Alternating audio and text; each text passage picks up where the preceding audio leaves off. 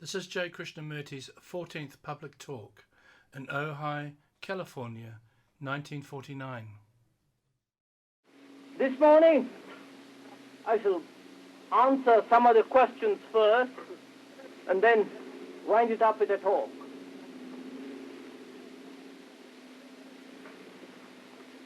Many questions have been sent in, and unfortunately, it has not been possible to answer all of them.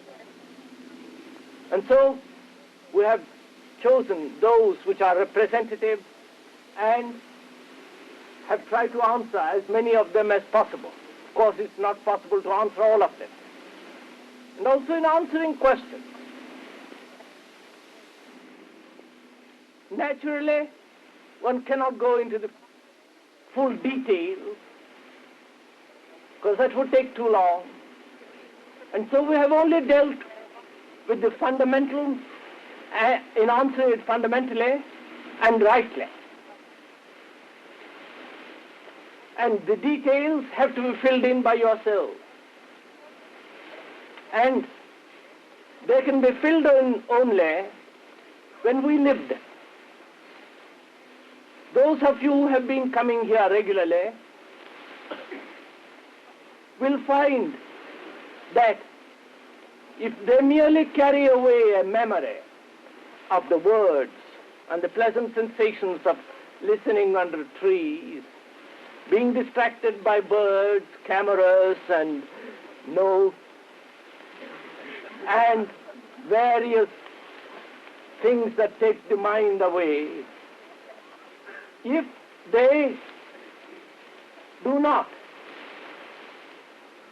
merely live in words, but are really living, actually experiencing those things that we have discussed, then they will find that the answers which we have dealt somewhat briefly and succinctly will find that having understood the outline, they can fill in the details. Ideas do separate, but ideas also bring people together. Is this not the expression of love which makes communal life possible? Ideas do separate, but ideas also bring people together. Is this not the expression of love which makes communal life possible? I wonder when you ask such a question whether we realize that ideas, beliefs, opinions do separate people. That ideologies break up. That ideas by themselves, ideas inevitably always disrupt. Ideas do not bring people together. You may bring one group of people belonging to that particular idea or an ideology in opposition to other ideas. And therefore ideas can never bring people together, which is obvious. Because ideas can always be opposed and destroyed by another set of ideas.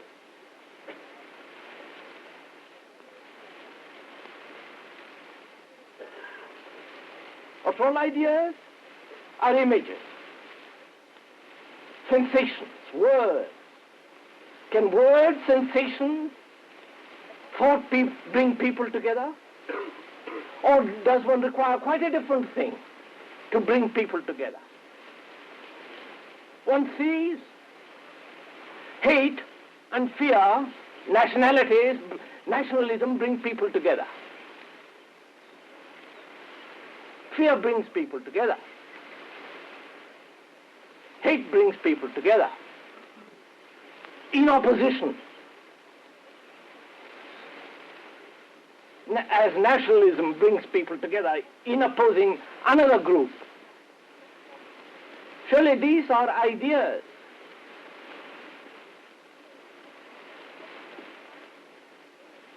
And is love an idea? Can you think about love?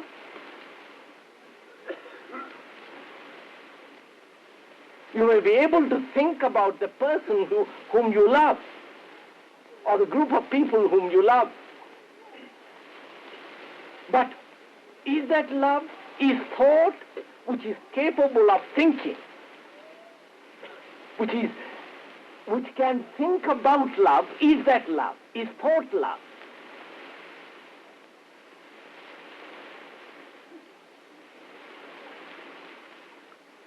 And surely only love can bring people together, not thought.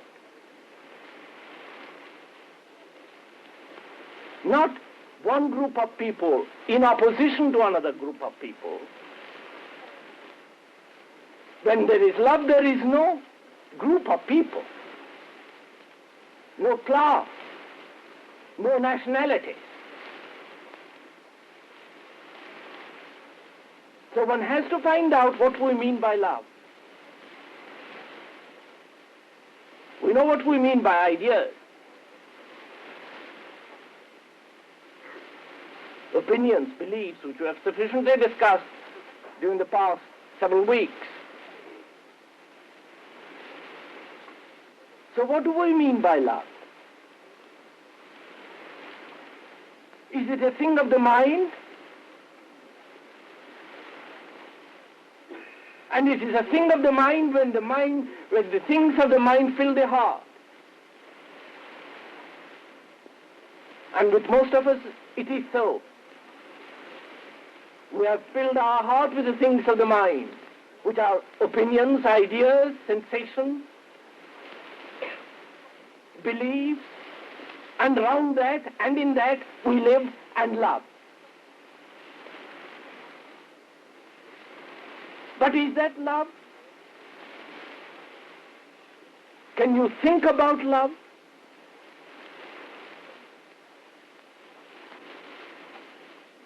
When you love, is thought functioning? Not in opposition. Do not let us divide as an opposite, love and thought.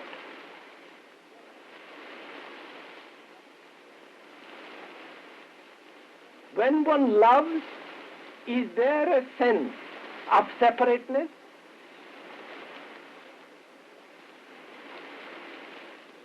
Of bringing people together, or disbanding the people, pushing them away?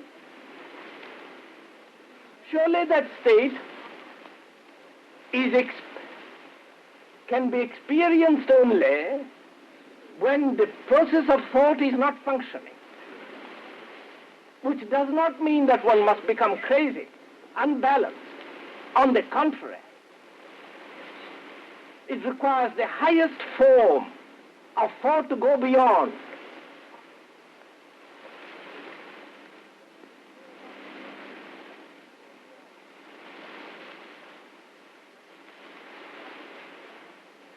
So love is not a thing of the mind. It's only when the mind is really quiet, when it's no longer expecting, asking, demanding, seeking, possessing, being jealous, fearful, anxious. When the mind is really silent, then there is a possibility of love. When the mind is no longer projecting itself, pursuing its particular sensations, demands, urges, hidden fears, seeking self-fulfillment, held and in bondage to believe, then there is a possibility of love.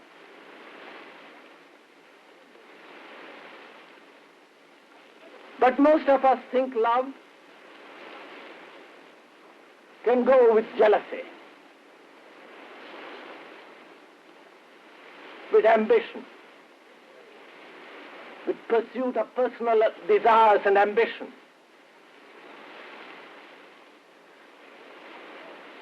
Surely when these things exist, love is not. So we must be concerned not with love,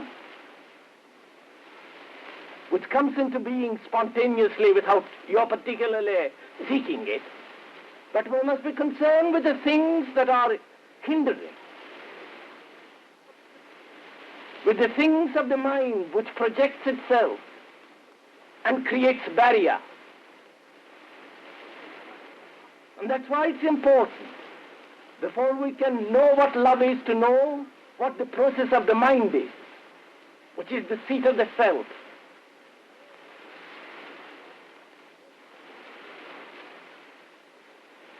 And that's why it's important to go ever deeply into the question of self-knowledge. Not merely say, I must love, or love brings people together, or ideas disrupt, which will be mere repetition of what you have heard, therefore utterly useless. Words entangle. But if one can understand the whole significance of the way of one's thought, the way of our desires and their pursuits and ambitions, then there is a possibility of having or understanding that which is love. But that requires an extraordinary understanding of oneself.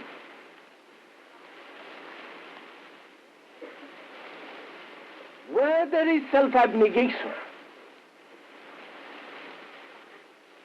where there is self-forgetfulness, not intentionally but spontaneously, that self-forgetfulness, self-denial, which is not the outcome of a series of practices, discipline, which only limit, which that self-denial comes into being when the whole process of the self is understood, consciously as well as unconsciously, in the waking hours as well as in dreams. Then the whole total process as is understood, actually taking place, in relationship, in every incident, in every response to every challenge that one has.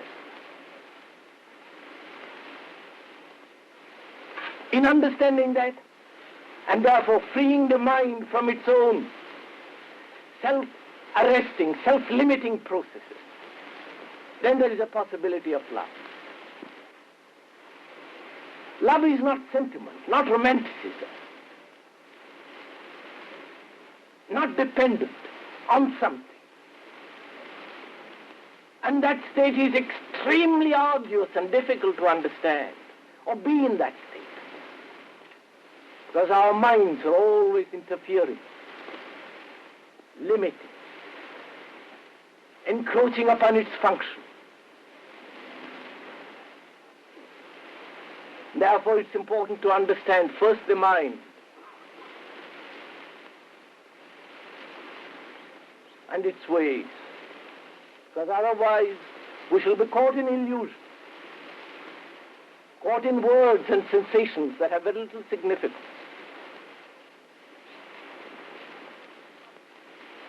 And as ideas merely act as a refuge, as an escape for most people.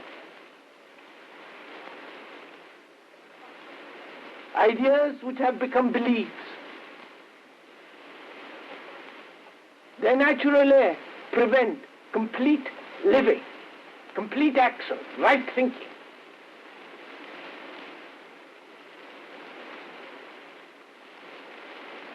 It's only possible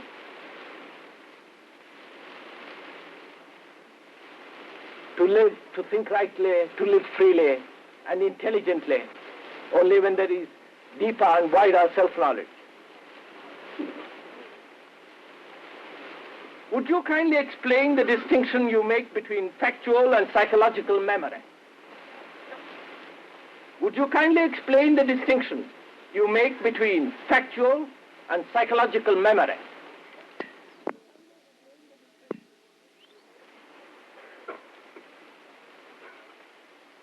Do not let us bother for the moment the distinction between factual and psychological memory. Let's consider memory.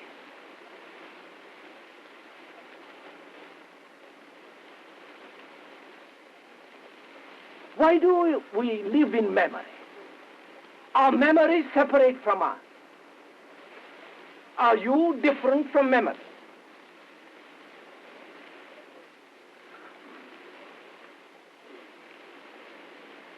What do we mean by memories? The residue of certain incidents, experiences, sensations, are they not? You have had an experience yesterday. It has left certain marks, certain sensations. That sensation we call memory, verbalized or not. The sum total of all these memories, residues, we are. Surely. You are not different from your memories.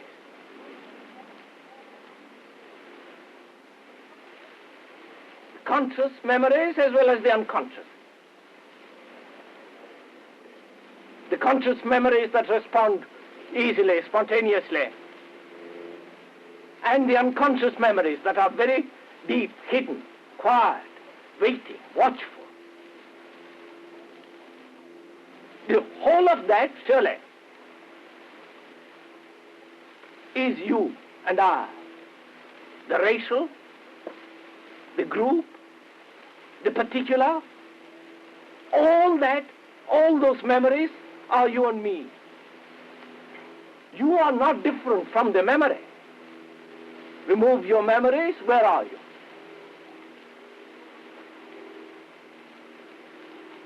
If you do, you'll end up in an asylum. But why does the mind, which is the result of memories of the past, why does the mind cling to the past? That is the question, is it not? Why does the mind, which is the result of the past, thought which is the outcome of yesterday, of many yesterdays, why does the thinker cling to that yesterday? Memories without any emotional content have their significance. But the moment we give to them emotional content, as like and dislike, this I will keep, that I won't keep, this I will think about, and this I will go back and ponder in my old age, or consider in my future. Why do we do that? Surely that is the problem, is it not? Not that we must forget factual or psychological memories.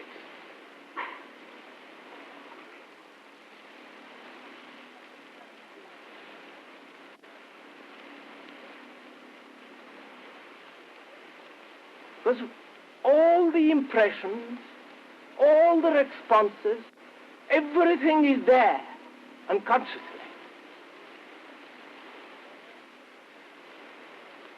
Every incident, every thought, every sensation which we have lived through is there. Hidden, covered up, but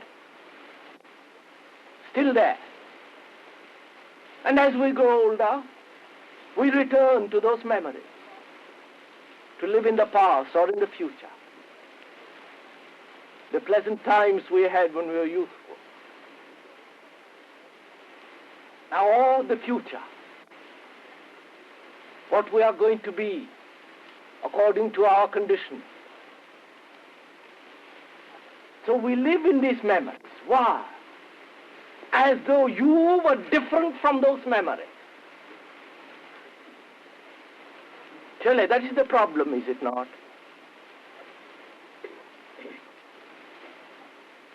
We mean by memories words, don't we? Images, symbols, which are merely a series of sensations. And on those sensations we live. Therefore we separate ourselves from the sensations and say, I want those sensations. Which means the I, having separated itself from memories, gives to itself permanency. But it is not permanent. It is a fictitious permanence. And hence, the I, the me, is different from memory.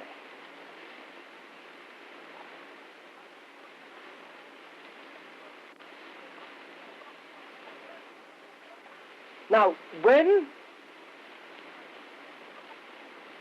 this whole process of the I separating itself from memory and living and giving life to that memory in response to the present, that total process hinders, obviously, the meeting the present. Surely does it not? If I would understand something, actually, not theoretically, verbally, abstractly, I must give my full attention to it. I cannot give my full attention to it if I am distracted by my memory, or by my beliefs, by my opinions, experiences of yesterday. Therefore, I must respond fully, adequately to the challenge.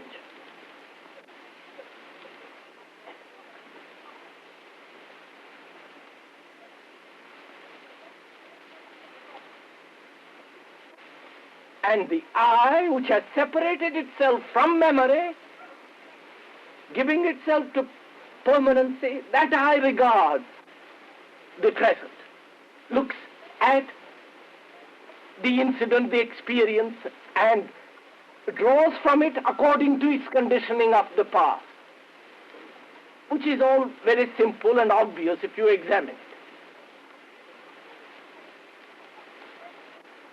It is the memory of yesterday, of possessions, of jealousies, of anger, of contradictions, of ambition, of what one ought to be and should be. It is all these things that make up the I. And the I is not different from memory. The quality cannot be separated from the thing, from the self.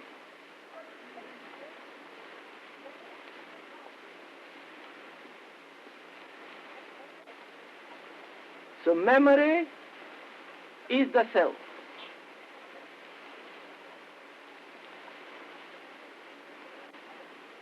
Memory is the word which symbolizes sensation, physical as well as psychological sensation. And it is to that we cling.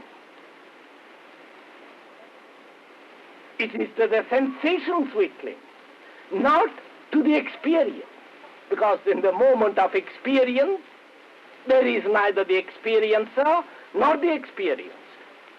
There is only the experiencing. When we are not experiencing, then we cling to memory. Like so many people do. Especially as one grows older. Watch yourself and you will see. We live in the past or in the future. And use the present as merely a passage from the past to the future. Therefore, the present has no significance.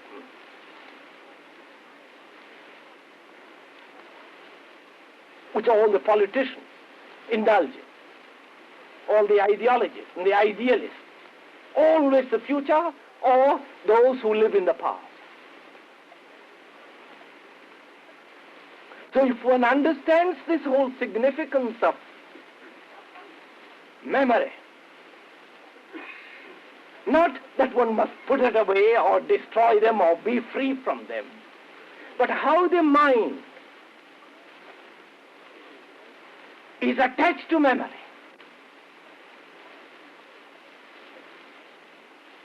And thereby strengthen the me. The me is after all sensation. A bundle of sensations, a bundle of memory. It is the known. And from the known, we want to understand the unknown. And the known must be an impediment to the unknown.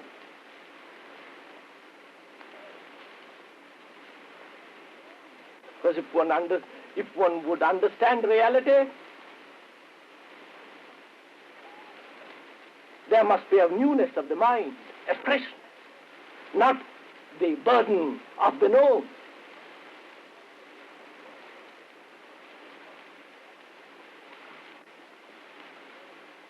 God or reality,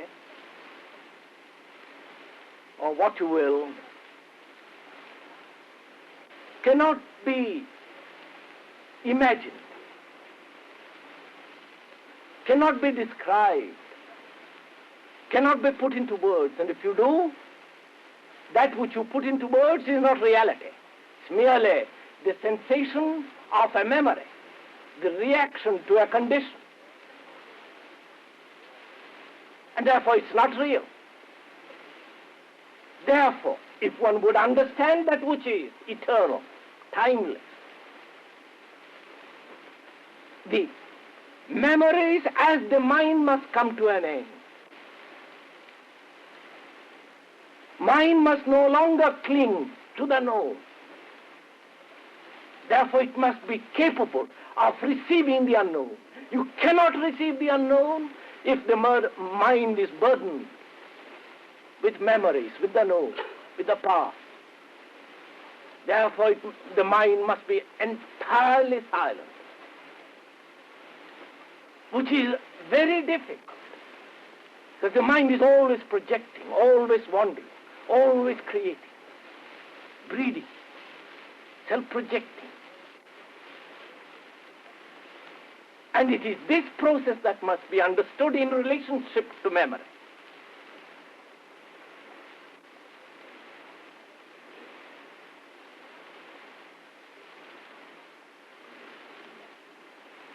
And then the distinction between psychological and factual is quite obvious and simple.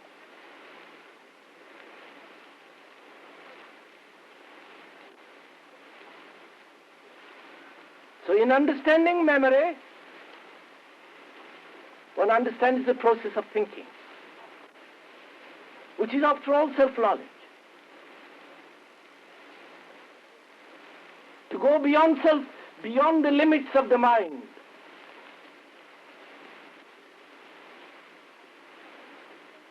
There must be freedom from the desire to be, to achieve, to gain.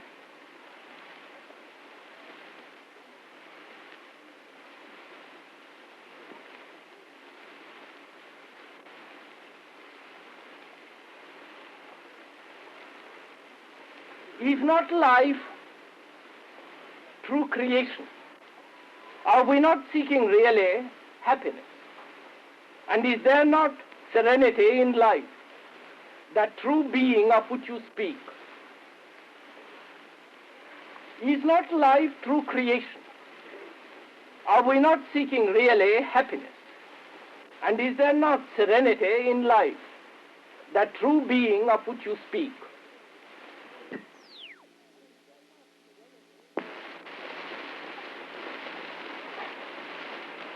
Perhaps in answering this question, to understand it fully and significantly, should we not understand this idea of seeking?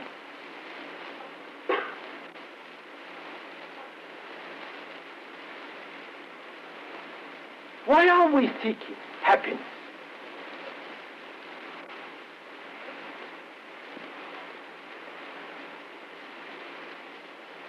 Why this incessant pursuit to be happy, to be joyous, to be something?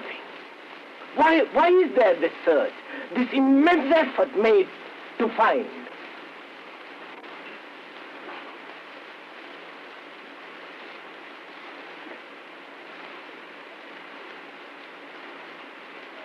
If we can understand that and go into it fully, which I will presently, perhaps we shall know what happiness is without seeking it. Because after all, happiness is a byproduct, a secondary importance. It is not an end in itself. It has no meaning if it is an end in itself. What does it mean to be happy?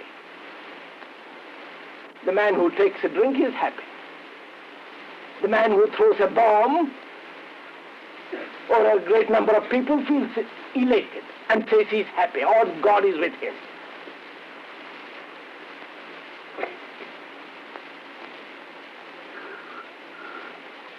Momentary sensations which disappear give that sense of being happy. Surely, there is some other quality that is essential for happiness. For happiness is not an end any more than virtue. Virtue is not an end in itself, it gives freedom. And in that freedom, there is discovery. Therefore, virtue is essential. Whereas an unvirtuous person is slavish, is disorderly, all over the place, lost, confused.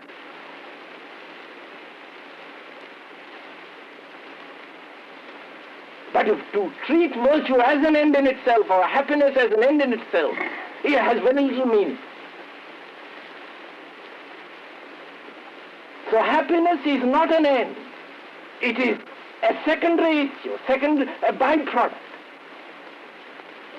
which will come into being if we understand something else. It is this understanding of something else, and not merely the search for happiness, that is important.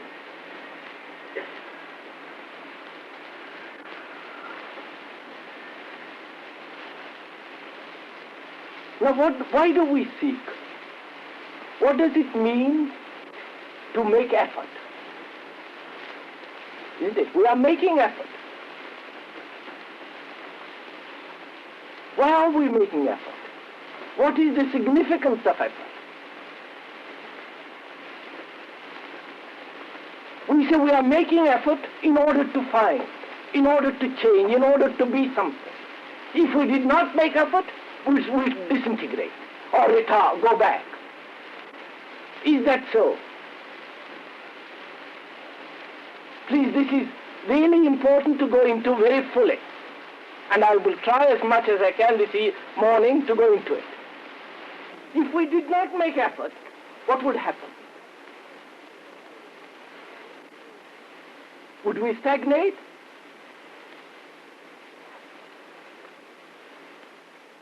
But we are making effort. And why? Effort to change, effort to be different in ourselves, to be more happy, to be more beautiful, to be more virtuous. This constant striving, constant effort. If we can understand that, then perhaps we'll understand more deeply other issues.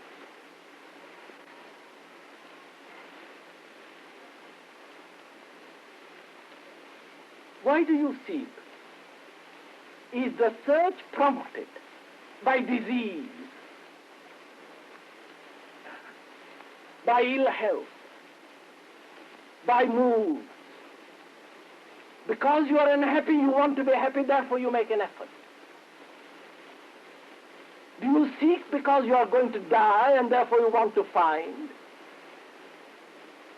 Do you seek because you have not fulfilled yourself in the world, therefore you want to fulfill here? Do you seek because you are unhappy, and therefore you hope for happiness, therefore you seek, search and find out? So one must understand the motive for your search, mustn't you?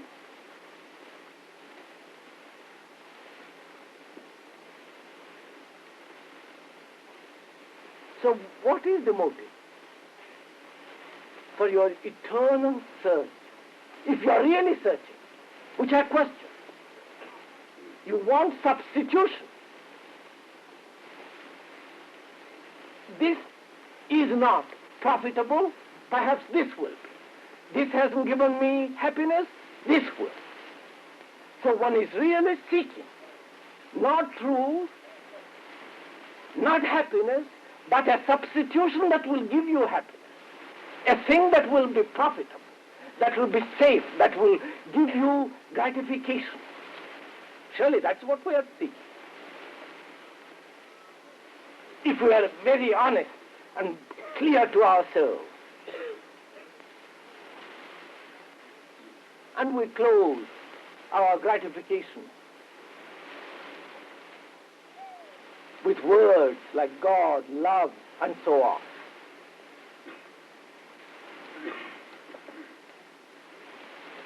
Now, why do we not approach it differently? Why don't we understand what is? Why are we not capable of looking exactly at the thing as is? Which is, if you are in pain, let us live with it, look at it, and not try to transform it into something else.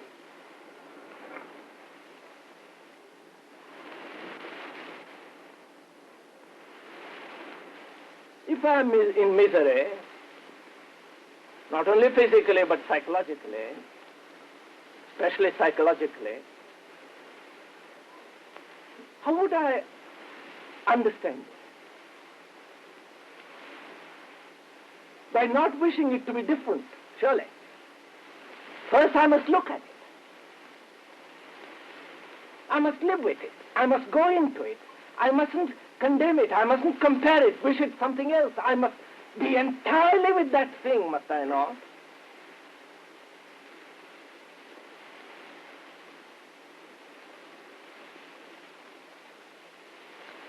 Which is extremely arduous because the mind refuses to look at it. It wants to go off at a tangent. Says, let me seek an answer, a solution. There must be. In other words, it's escaping from what is.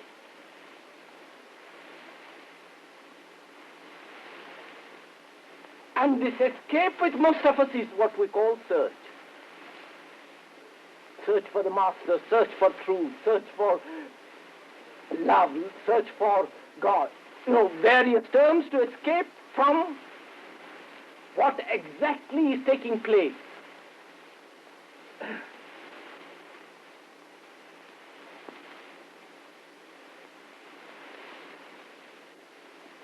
And do we have to make an effort to understand what is taking place? We have to make an effort to escape when we don't want it. But when it is there, and to understand it, do we have to make an effort? Obviously, we have made effort to escape, to avoid, to cover up what is.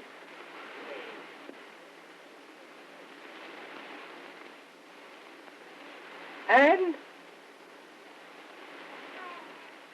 with that same mentality, which is to make an effort, in order to avoid, in order to escape, we approach the what is. Do you understand something what is with an effort? Or there must be no effort to understand what is.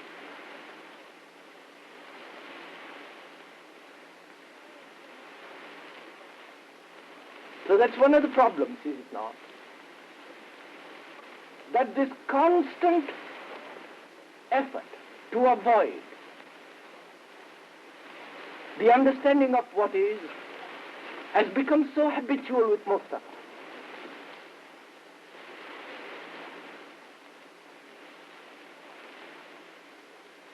And with that same mentality of making an effort in order to escape, we say, all right, I will drop all escapes and make an effort to understand what is.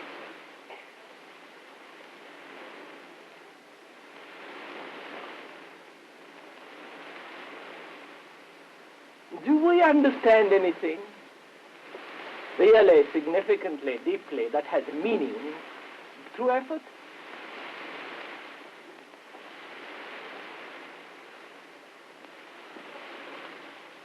To understand something, obviously, must there not be a passivity of the mind, an alertness but yet passive?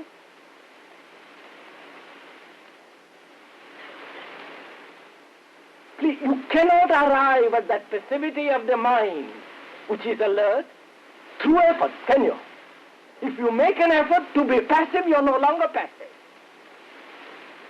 If one really understands that, the significance of that, and sees the truth of it, then you will be passive. You don't have to make an effort.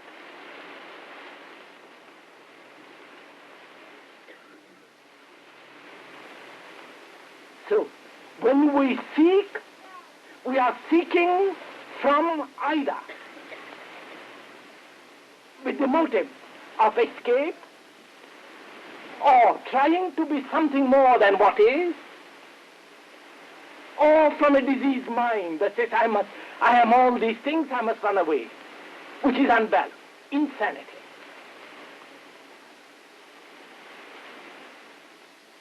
Surely the search for truth, for the master, is a state of insanity when the thing is there, which must be understood before you can go further. That breeds illusion, ignorance.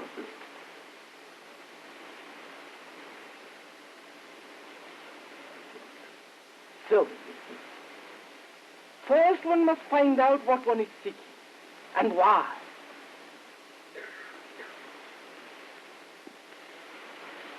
Most of us know what we are seeking, and therefore it's self-projection, therefore unreal, it's merely a homemade thing.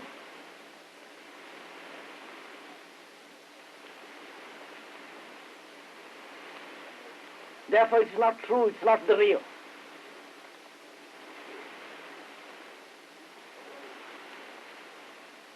And in understanding this process of search, this constant making effort to be, to discipline, to deny, to assert, one must inquire into this question of what is the thinker.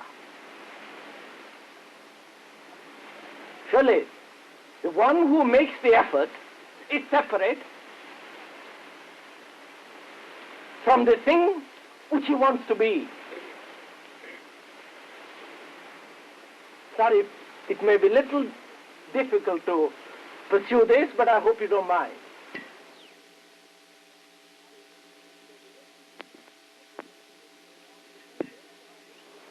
You've asked the question, therefore I'm trying to answer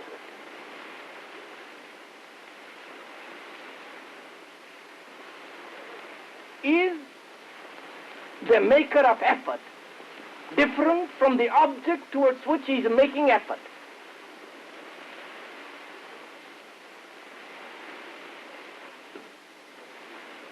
This is really very important, because if we can find the truth of this, you will see that there comes immediate transformation, which is essential for understanding, which is understanding, rather. Because as long as there is a separate entity which makes the effort, as long as there is a separate entity as the experiencer, the thinker, different from the thought, from the object, from the experience, then we have all this problem of seeking, disciplining, bridging the thought with the thinker, and so on. Whereas if we can find the truth of this matter, whether the thinker is separate from the thought, and see the real truth of it, then there is quite a different process at work.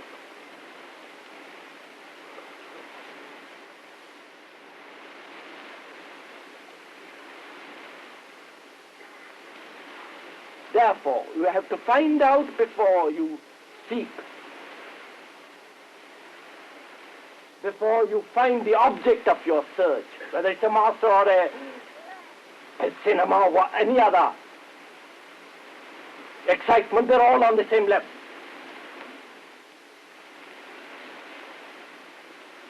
Whether the seeker is different. Why is he different?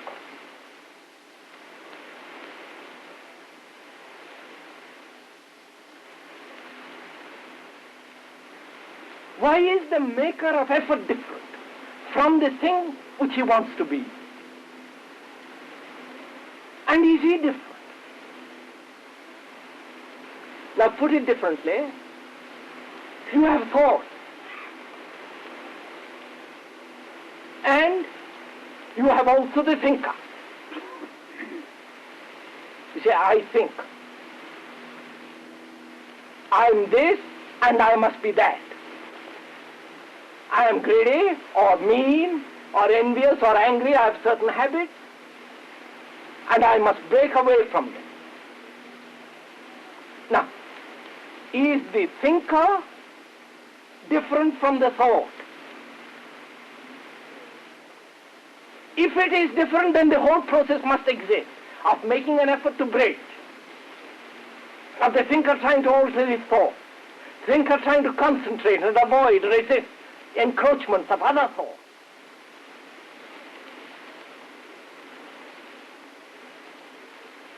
But if it is not, then there is a complete transformation of the way of one lives. So we'll have to go into that very carefully and discover, not at the verbal level at all, but experience it directly as we go along this morning, if we can. Which is not to be mesmerized or accept what I say, because that has no meaning, but actually experience for oneself whether this division is true and why it exists. As I said earlier,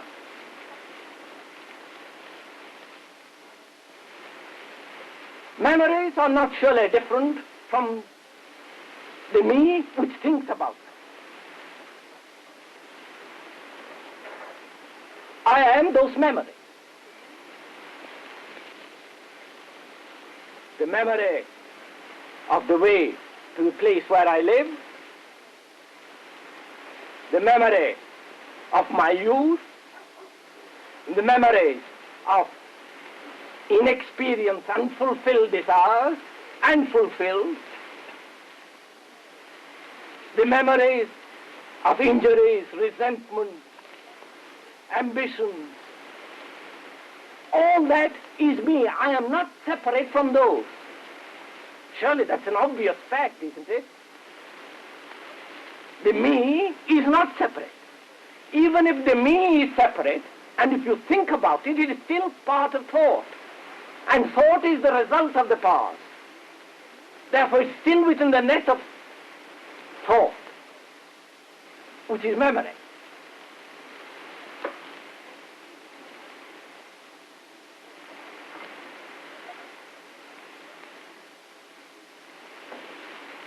So this division between the thinker, the maker of effort, the seeker, and the thought is artificial, fictitious. And it has been separated because we see that thoughts are transient. They come and go. They have no substance in themselves. And so the thinker separates himself and gives himself permanency. And he exists, but thoughts vary. It's a false security.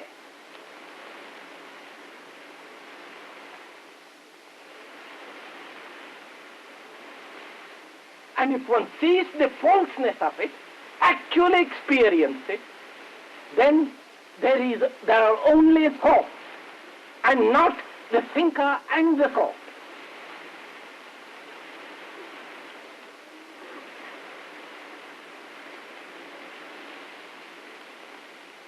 Then you will see if it is an actual experience, not merely a verbal assertion or just amusement, a hobby. Then you will find, if it is a real experiencing, not just a verbal statement, that that there is a complete revolution in our thinking.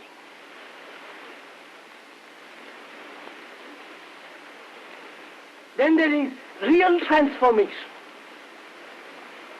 Because then there is no longer seeking.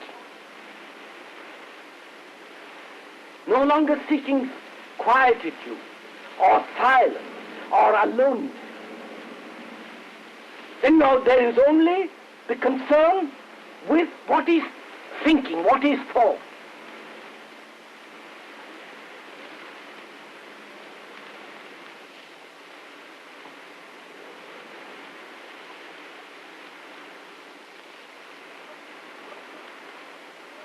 Then you will see if there is this transformation take place.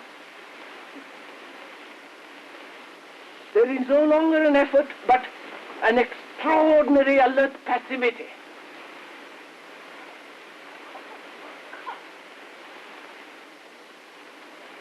In which there is understanding of every relationship.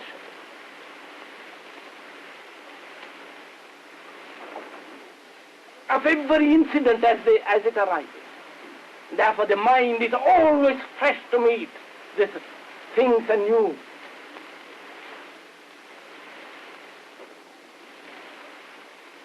And hence,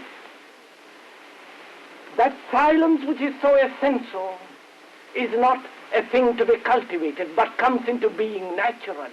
When you understand this fundamental thing, that the thinker is the thought, and therefore the I is transient. Therefore the I has no permanency. The I is not a spiritual entity.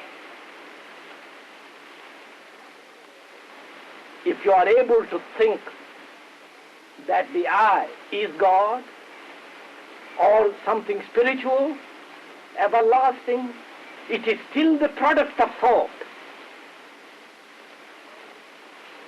And therefore of the known, therefore not true.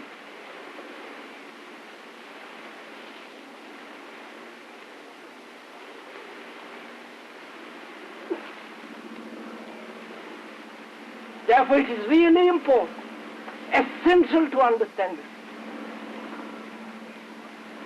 this sense of complete integration, which cannot be forced. Integration between the thinker and the thought.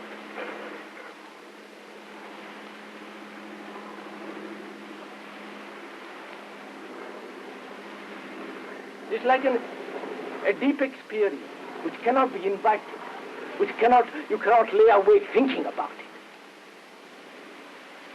it. It must be seen immediately. And you do not see it because you are clinging to your past beliefs, conditions, what you have learned, that the I is something spiritual more than all the thought. Surely it's so obvious. Whatever you think is the product of the past, of your memory, of words, sensations, your conditioning. If you can think about the unknown, surely you cannot know the unknown, therefore you cannot think about it. What you can think about is the known. Therefore it's a projection from the past.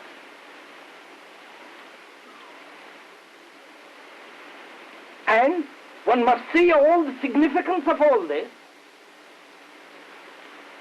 and then there will be the experiencing of that integration between the thought and the thinker, which has been artificially created for self-protection, therefore unreal. When once there is the experiencing of that, then there is complete transformation with regard to our thinking, feeling, and outlook on life.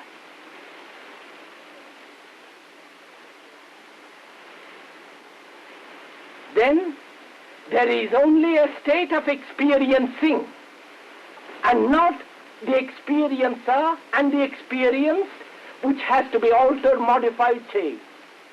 There is only a state of constantly experiencing, not the core experiencing, not the center, the me, the memory experiencing, but only a state of experience. which we do occasionally when we are completely absent, when the self is absent. I do not know if you have not noticed. When there is a deep experiencing of anything, there is neither this sensation, neither the experiencer, nor the experience, but only a state of experience, a complete integration. When you are violently angry, you are not conscious of yourself as the experiencer. Later on, as that experience of anger fades, then you become conscious of you being angry.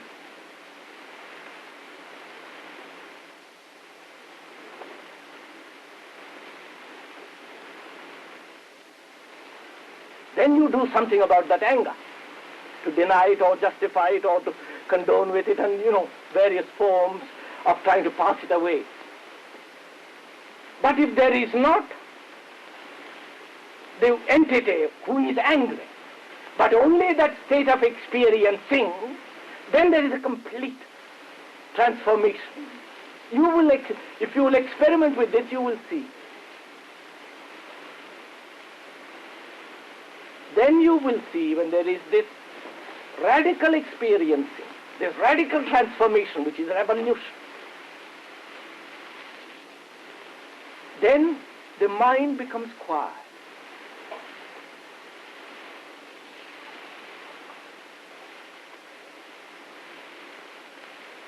Not made quiet, not compelled discipline. Such quietness is death, is stagnation. A mind that is made quiet through discipline is a dead mind, through compulsion, through fear. But when there is the experiencing of this, which is vital, which is essential, which is real, which is the beginning of transformation, then the mind is quiet, without any compulsion.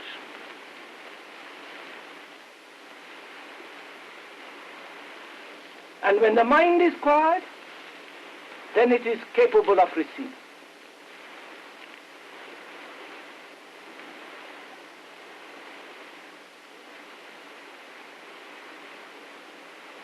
Because you are not spending anymore your efforts in resisting, in building barriers between yourself and reality, whatever that reality be. All that you have read about reality is not reality.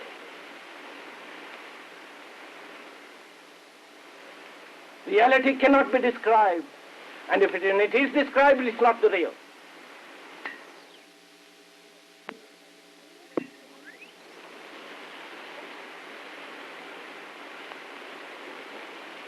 And for the mind to be new, for the mind to be capable of receiving the unknown, the mind must be empty.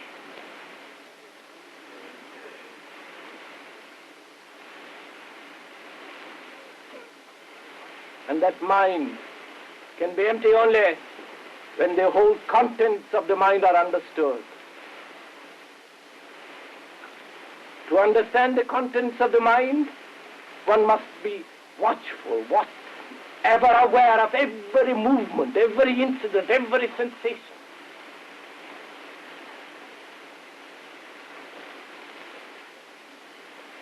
Therefore, self-knowledge is essential.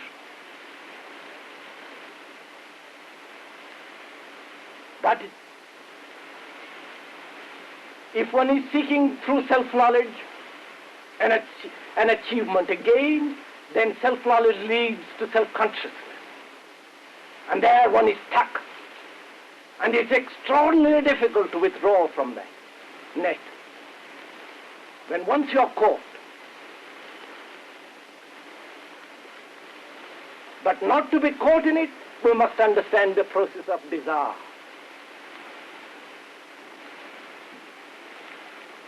The craving to be something.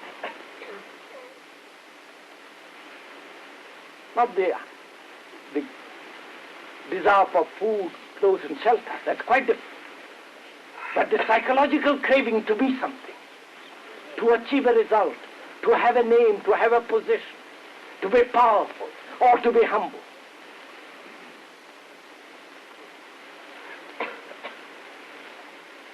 Surely,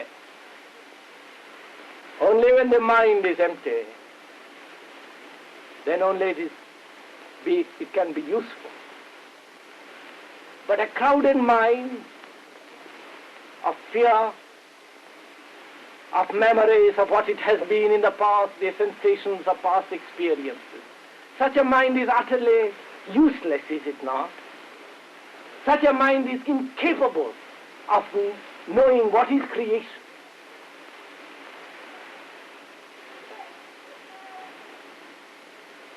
Surely we must have had experiences of those moments when the mind is absent and then suddenly there is a flash of joy, a flash of an idea, a light, a great bliss. How does that happen?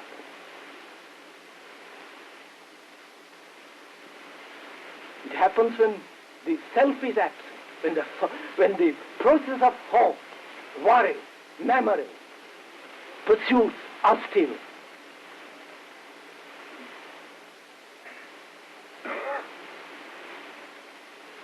Therefore, creation can take place only when the mind, through self-knowledge, has come to that state when it is completely naked.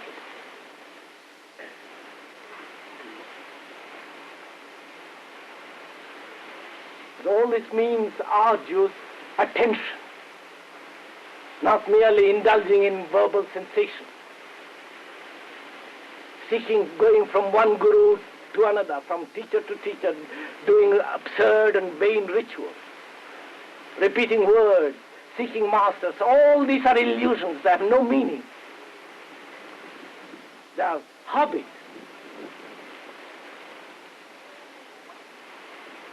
But to go into this question of self-knowledge and not be caught in self-consciousness and go ever deeply, more profoundly, so that the mind becomes completely quiet. That is true religion. Then such a mind is capable of receiving that which is eternal.